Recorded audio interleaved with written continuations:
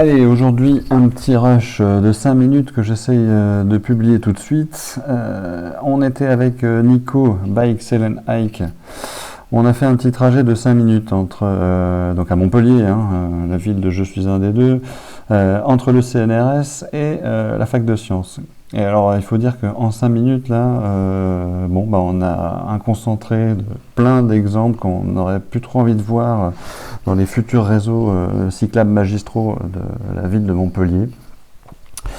C'est vraiment un super trajet pour voir plein de choses qu'on aimerait ne plus voir, en fait. Donc là, on a une bande cyclable.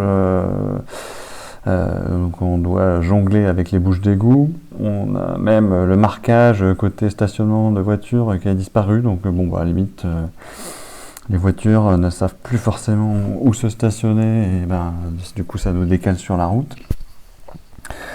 On arrive à, ça y est, on voit déjà les warnings des camions UPS qui sont généralement dans ce coin-là et qui peuvent nous faire l'honneur de stationner sur la piste cyclable. Là, on en a 3 d'un coup, c'est pas mal.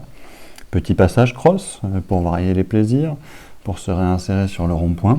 Encore une grille, ça fait toujours plaisir. Donc là, on a un petit moment où on va pouvoir se reposer, et tant mieux, parce qu'après, on rentre à nouveau dans le dur. D'autant plus que la portion qui arrive est en travaux en ce moment, avec une inventivité folle pour trouver des embûches. Quand ça suffit pas que les voitures nous refusent des priorités, on peut mettre des petits panneaux, voilà, c'est sympa. Donc ensuite on a ici le spot probablement mondial de garer sur le trottoir, garer sur la piste cyclable, garer sur les zébras. On arrive parfois à faire les 3 d'un coup au même endroit, ce qui est plutôt pas mal en une seule photo. Je crois que Nico avait réussi à faire 10 potentiels PV à 135 € à cet endroit-là. Je pense qu'on peut faire des scores encore meilleurs d'ailleurs.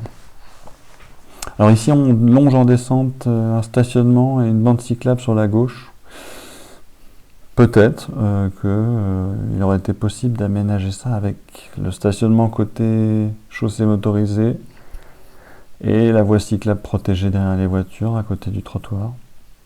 Et là, les stationnements ont été supprimés et on a une voie protégée par un muret où franchement tous les cyclistes qui passent par là en ce moment ils se disent si je pouvais être protégé de l'autre côté, en fait peut-être que ça m'aurait bien plu.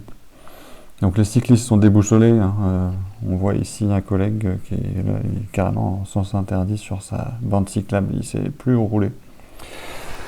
Et c'est un petit peu ce qui va nous arriver là dans quelques mètres, on va plus trop savoir où rouler.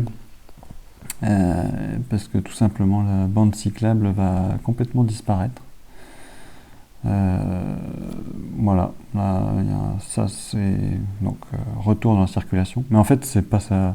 Finalement, le pire, c'est qu'avant, au bout à droite dans la rue qui partait, il y a un trottoir cyclable et on pouvait encore monter dessus depuis la bande cyclable. Mais là, regardez, l'entrée est barrée. Donc, qu'est-ce qu'on fait? On ne sait pas. Et là, la solution qu'on trouve, c'est de se mettre face à la circulation automobile arrêtée au feu rouge et de se réinsérer comme on peut via le bateau réservé normalement aux piétons. Bon, en ce moment, c'est un petit peu la lutte, la route demande. Alors, on espère beaucoup mieux parce que ce soit la route qu'on vient de quitter ou celle où on est là en ce moment, c'est le futur trajet de la ligne 5 du tram de Montpellier. Normalement, il y a du réseau magistral, là, le plan vélo dans le schéma directeur des mobilités actives. Donc ça devrait être des autoroutes à vélo où on est en train de rouler actuellement. Franchement, on attend que ça, on en rêve. D'autant que ça dessert la fac de sciences, la fac de lettres. Ce serait super bienvenu d'avoir ça. Et voilà, j'ai même pas eu le temps.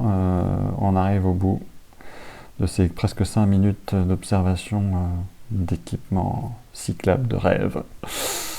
On attend mieux, bien sûr. Mais en attendant, on rigole bien. Allez, à plus.